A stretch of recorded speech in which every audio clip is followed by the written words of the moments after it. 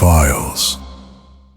Noong Marso 29, 2025, huling nakita si Filipino-Chinese businessman Kong Yuan Anson Cue at ang kanyang driver na si Armani Pabillo na umaalis sa opisina ng negosyo ni Cue sa Valenzuela City sakay ng kanilang Lexus LM350. Hindi na sila umabot sa inaasahang destinasyon at hindi nakasagot sa mga tawag ng pamilya. Kinabukasan, ang pamilya ni Cue ay nag-report ng pagkawala sa Philippine National Police Anti-Kidnapping Group, PNP-AKG. Ipinadala umano sa pamilya ang ransom demand sa pamamagitan ng WeChat, $20 million USD kapalit ng ligtas na pag-uwi ni Cue at Pabillo. Agad inatasan ang investigasyon dahil ito ay malaking halaga at malabo sa mga karaniwang kidnapping.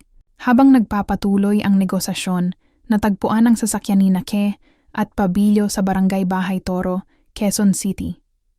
Ang Lexus ay iniwan sa isang bakanteng lugar na nagbigay ng lead sa mga investigador. May mga CCTV na kuha ang pagwanas ng sasakyan na tinuturing ng PNP na mahalagang piraso sa timeline bago ang pagkawala ng dalawang biktima. Noong Abril 9, 2025, natagpuan ang mga bangkay ni Cue at Pabillo sa Sitio Odiongan, Macabud, Rodriguez, Rizal, malapit sa isang bakanteng lote. Ang kanilang mga katawan ay nakabalot sa nylon sack at may duct tape sa mukha at paa. Ang pagkakabalot ay nagpapakita ng maingat at planadong pagtatangka na itago ang mga bangkay at hadlangan ang agarang pagkakakilanlan. Ang forensic examination ay nagkonklusyon na parehong biktima ay pinatay bago itinapon ang mga katawan sa bakanteng lugar. Ang transmisyon ng dugo sa nylon at posisyon ng katawan ay nagpatunay na hindi natural ang pagkamatay. May malubhang pananakit at posibleng pinaglaruan pa ang mga biktima bago sila tuluyang pinatay. Nagbuo ang PNP ng Special Investigation Task Group na kinabibilangan ng Anti-Kidnapping Group, Criminal Investigation and Detection Group, at Anti-Cybercrime Group upang iugnay ang lahat ng available na data sa kaso.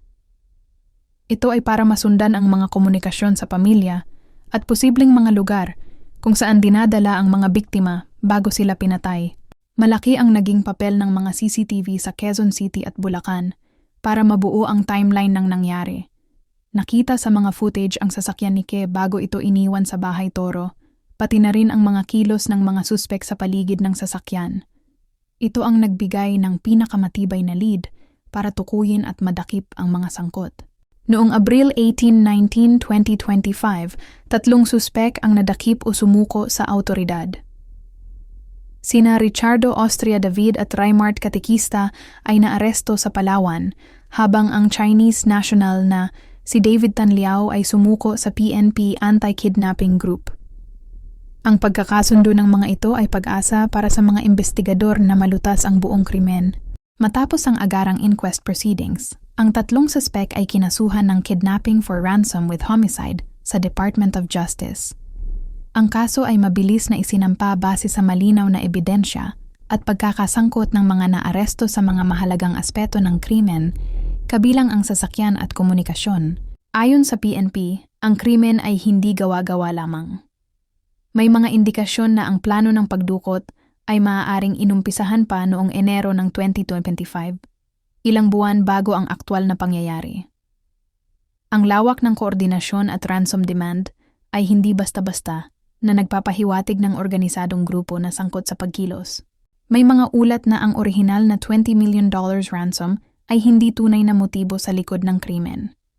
Ang PNP at pamilya ay nagpasyang hindi ilabas ang buong detalye habang isinasagawa ang investigasyon upang hindi makaistorbo sa mga operasyon at pagdakip ng mga susunod na suspek. Bukod sa 3 suspek, may 2 pang Chinese nationals na kinikilalang pangunahing masterminds ng kaso at kasalukuyang hinihinalang tagawanas pa rin. Patuloy ang paghahanap ng PNP para sa kanila at posibleng koneksyon sa iba pang krimen na may kinalaman sa kidnappings at ransom.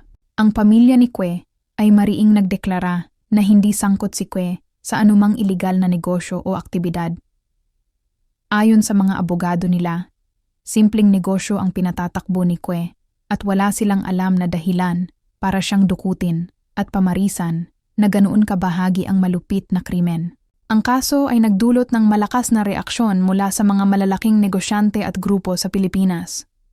Ang Philippine Chamber of Commerce and Industry, Federation of Filipino-Chinese Chambers of Commerce and Industry, at Philippine Exporters Confederation ay tinawag itong grotesque violation of humanity at nanawagan ng pagpapalakas ng anti-kidnapping protocols. Kasama ng mga abogado at mga concerned groups, nagulat din ang ilang organisasyon na dapat palakasin ang proteksyon sa mga business executives at kanilang mga empleyado dahil sa pagtaas ng kaso ng kidnapping for ransom sa bansa. Ito ay nagdulot ng mga seminars tungkol sa safety at corporate security. Maraming eksperto sa seguridad ang nagsabing, ang kaso ni Kue at Pabilo ay hindi isolated incident at bahagi ng mas malaking trend ng kidnapping for ransom na may organisadong sindikato. Inirekomenda ng mga ito ang mas mahigpit na monitoring at pakikipagtulungan ng mga lokal at international enforcement agencies. Sa social media at forums, maraming teorya ang nag-viral ukol sa motibo sa pagdukot. May nagsabing may kinalaman ito sa negosyo, may nagsabing may inside job. Gayunpaman, ang mga ito ay hindi opisyal at hindi na-validate ng PNP habang isinasagawa ang legal na proseso. Ang Department of Justice ay nagpahayag na iaalok ang buong proseso ng hustisya laban sa mga suspek at hihintayin ng pamilya ang pag-uumpisa ng paglilitis. Ito ay inaasahang haharap sa maraming ebidensya kabilang ang CCTV footage, ransom messages, at testimonya ng mga naaresto. Ang pagkamatay ni Kue at Pabilo ay isa sa pinaka-inaasahang cases sa Pilipinas noong 2025 dahil sa laki ng ransom demand, brutalidad ng pagpatay, at implikasyon ng organisadong pagkilos. Ito ay nagdulot ng malalim na diskusyon ukol sa anti-kidnapping strategies at corporate safety. Sa huli, ang kaso ng pagdukot at pagpatay kay Anson Ke ay nagpaalala sa publiko na ang seguridad ng bawat individual at kumpanya ay dapat seryosohin. Ang investigasyon at posibleng paglilitis ay magiging mahalagang bahagi ng paghahanap ng hustisya para sa mga nawala at sa kanilang mga pamilya. Habang nagpapalakas ang investigasyon, naging focus ng PNP ang mga ransom messages na ipinadala sa pamilya ni Ke at Pabilo. Tinutukan nila ang source at timestamps upang makita kung saan nagmula. Ang mga experts ng Anti-Cybercrime Group ay tumulong sa pagsusuri ng data at pinaghahanap kung may digital footprint ang mga suspek bago ang pagkawala ng dalawang biktima. Ang pamilya ni Kue ay binigyan agad ng update ng PNP at sinabihan na huwag basta magbigay ng pondo bago mabuo ang buong seguridad ng operasyon. Kahit may ransom demand, sinabing hindi pa dapat magpadala ng pera dahil posibleng magdulot ito ng mas malaking panganib sa buhay ng biktima at maguluhan pa ang investigasyon. Maraming eksperto ang nagsabing ang kidnapping for ransom ay hindi basta-basta krimen lamang.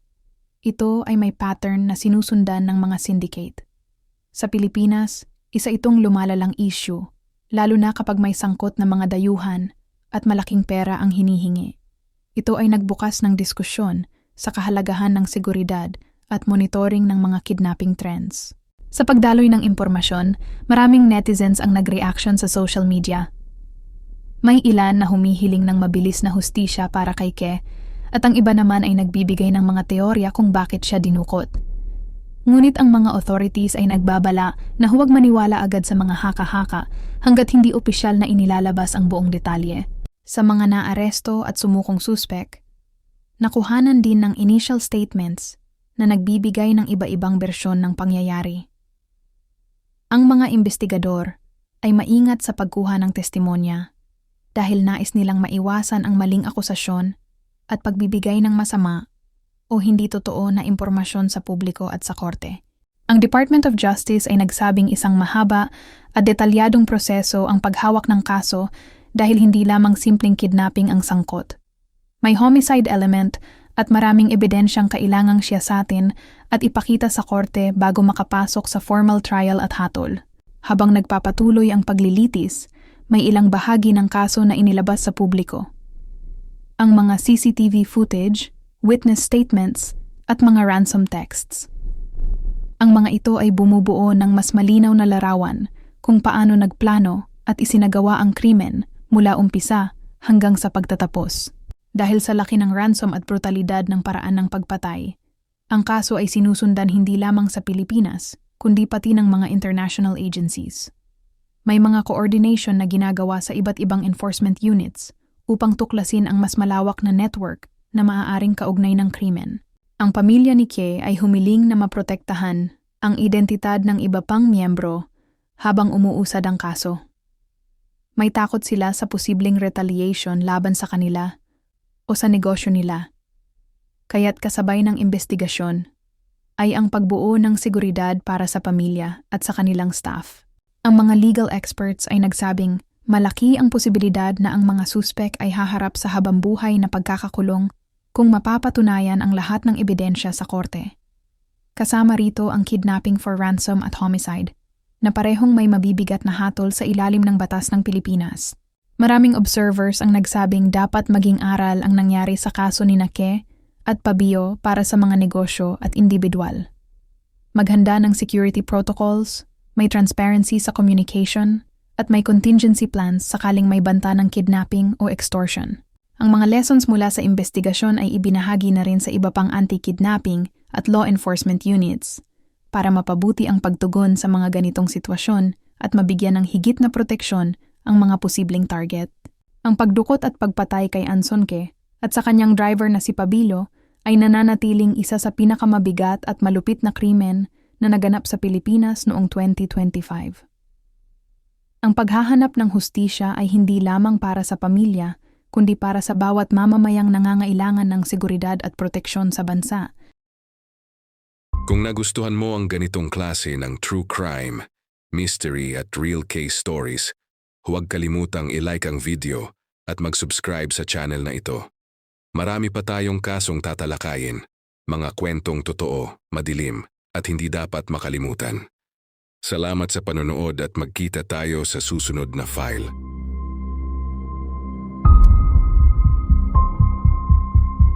Dark Files.